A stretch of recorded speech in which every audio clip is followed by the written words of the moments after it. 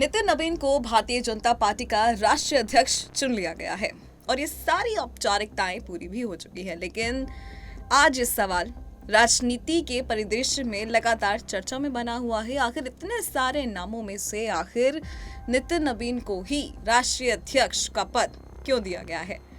दरअसल 20 जनवरी 2026 को औपचारिक रूप से नितिन नवीन बीजेपी के 12वें और सबसे युवा राष्ट्रीय अध्यक्ष बने। 45 वर्ष की उम्र में उन्होंने ये पद संभाला है, जो पार्टी के इतिहास में एक बड़ा बदलाव है। उनकी नियुक्ति के पीछे रणनीतिक, संगठनात्मक और भविष्योन्मुखी कारण बताए जा रहे हैं। सबसे पहला और बड़ा मुख्य कारण पीढ़ीगत बदलाव और युवा नेतृत्व। बीजेपी ने नितिन नवीन को चुनकर स्पष्ट संदेश दिया है कि पार्टी में नेतृत्व उम्र, वंश या जाति से नहीं, बल्कि मेहनत, संगठनात्मक क्षमता और अनुभव से तय होता है।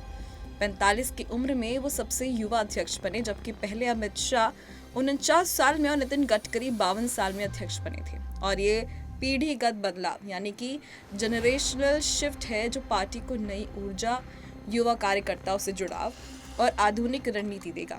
बता दें, नितिन नवीन युवाओं की भाषा समझते हैं।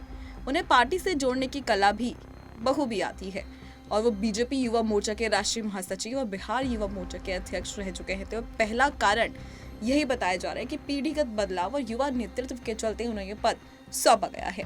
इसके अलावा संगठनात्मक अनुभव और चुनावी सफलता के मद्देनजर भी वो इस पद के लिए उपयुक्त बताए गए। दरअसल नितिन नवीन के पास संगठन और सरकार दोनों का मजबूत अनुभव है। वो बिहार से 5 बार के विधायक है।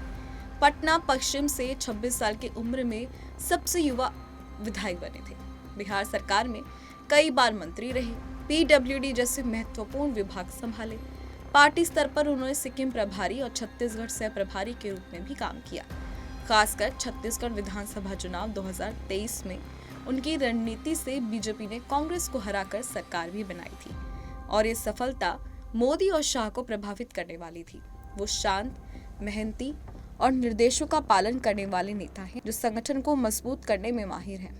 इसके अलावा पूर्वी भारत पर फोकस और क्षेत्रीय संतुलन।